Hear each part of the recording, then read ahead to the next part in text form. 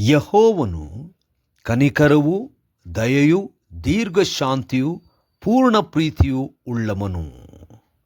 ಶುಕ್ರವಾರ 9 ಜನವರಿ 2026 ಇಸ್ವಿ. ಈ ದಿನದ ವಾಕ್ಯ ಧ್ಯಾನಕ್ಕಾಗಿ ನಾನು ಆರಿಸಿಕೊಂಡಿರುವಂಥ ವೇದ ಭಾಗವು ಧರ್ಮೋಪದೇಶ ಕಾಂಡ 4ನೇ ಅಧ್ಯಾಯದ 7ನೇ ವಚನ.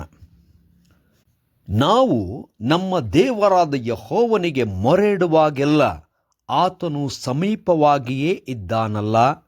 ಬೇರೆ ಎಷ್ಟು ದೊಡ್ಡ ಜನಾಂಗಕ್ಕಾದರೂ ಯಾವ ದೇವರು ಹೀಗೆ ಸಮೀಪವಾಗಿರುವನು ಎಂಬುವಂಥದ್ದೇ. ಕರ್ತನಲ್ಲಿ ಪ್ರೀತಿಯುಳ್ಳ ದೇವಜನರೇ, ಶುಭೋದಯ. ದೇವರ ಕೃಪೆ ಅಪಾರವಾದದ್ದು. ದೇವರು ನಮಗೆ ಸಮೀಪವಾಗಿದ್ದಾನೆ.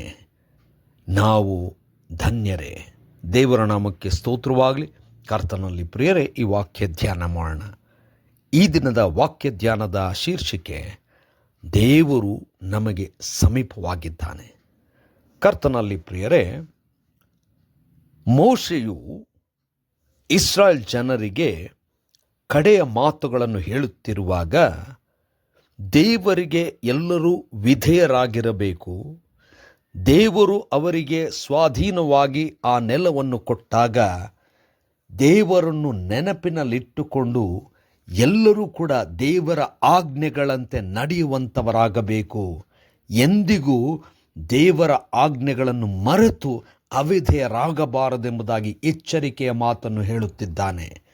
ದೇವರು ಪರಾಕ್ರಮಿಯಾದ ದೇವರು, ಅದ್ಭುತವನ್ನು ಮಾಡಿದ್ದಾನೆ. ದೇವರು ನಡೆಸಿದ್ದೆಲ್ಲವನ್ನು ನೆನೆಸಿಕೊಂಡು ದೇವರಿಗೆ ವಿಧೇಯರಾಗಿರಬೇಕೆಂಬುದಾಗಿ ಎಚ್ಚರಿಕೆಯನ್ನು ಹೇಳುತ್ತಿದ್ದಾನೆ.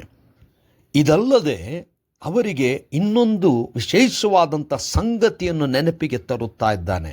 ಏನೆಂದರೆ, ನಾವು ಪ್ರಾರ್ಥನೆ ಮಾಡಿದಾಗೆಲ್ಲ ಅಥವಾ ನಾವು ದೇವರಲ್ಲಿ ಮೊರೆ ಇಡುವಾಗೆಲ್ಲ ದೇವರು ನಮಗೆ ಸಮೀಪವಾಗಿದ್ದನು ಎಂಬುದಾಗಿ.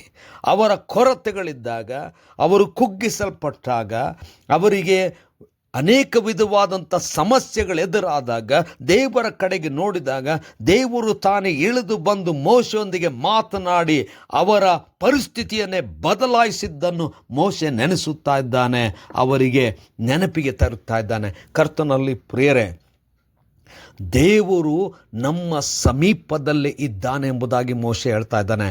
ಬೇರೆ ಯಾವ ರೀತಿಯಲ್ಲಿ ಯಾವ ದೊಡ್ಡ ಜನಾಂಗಗಳಿಗೂ ಕೂಡ ಈ ರೀತಿಯಾಗಿ ಹತ್ತಿರ ಇರಲಿಲ್ಲ ಎಂಬುದಾಗಿ. ಕರ್ತನಲ್ಲಿ ಪ್ರಿಯರೇ, ನಮ್ಮ ಜೀವನದಲ್ಲಿ ನಮ್ಮ ವಿಶೇಷವಾದಂಥ ರಕ್ಷಕನು ನಮಗೋಸ್ಕರವಾಗಿ ಇಮ್ಮಾನುವೇಲನಾಗಿ ಬಂದು ನಮ್ಮ ಹತ್ತಿರದಲ್ಲೇ ಇದ್ದಾನೆ. ಮೊರೆ ಇಟ್ಟಾಗ ಕೇಳುತ್ತಾನೆ, ಕಣ್ಣೀರಿದ್ದಾಗ ಒರೆಸುತ್ತಾನೆ, ಕುಗ್ಗಿ ಹೋದಾಗ ಕೈ ಹಿಡಿದು ಎತ್ತಿದ್ದಾನೆ, ಸಮಸ್ಯೆಗಳಲ್ಲಿ ಬಳಲುತ್ತಿದ್ದಾಗ ಪಕ್ಕದಲ್ಲೇ ನಿಂತಿದ್ದಾನೆ. ಇಂಥ ಅದ್ಭುತನಾದಂಥ ನಮ್ಮ ಕರ್ತನು ನಮ್ಮ ಸಮೀಪದಲ್ಲೇ ಇದ್ದಾನೆ. ದೇವರಿಗೆ ಯುಗ ಯುಗಾಂತರಗಳಿಗೂ ಸ್ತೋತ್ರ ಸಲ್ಲಿಸೋಣ. ಕರ್ತನೇ, ದಯಾಮಯ ಸ್ವಾಮಿ, ನಮ್ಮ ಸಮೀಪದಲ್ಲಿ ಇರುವಾತನೇ, ನಿನಗೆ ನಿತ್ಯ ಕಾಲಕ್ಕೂ ಸ್ತೋತ್ರವಾಗಲಿ. ಯೇಸುವಿನ ನಾಮದಲ್ಲಿ ಪ್ರಾರ್ಥನೆ ಬೇಡಿದೆವು ತಂದೆಯೇ, ಆಮೆನ್.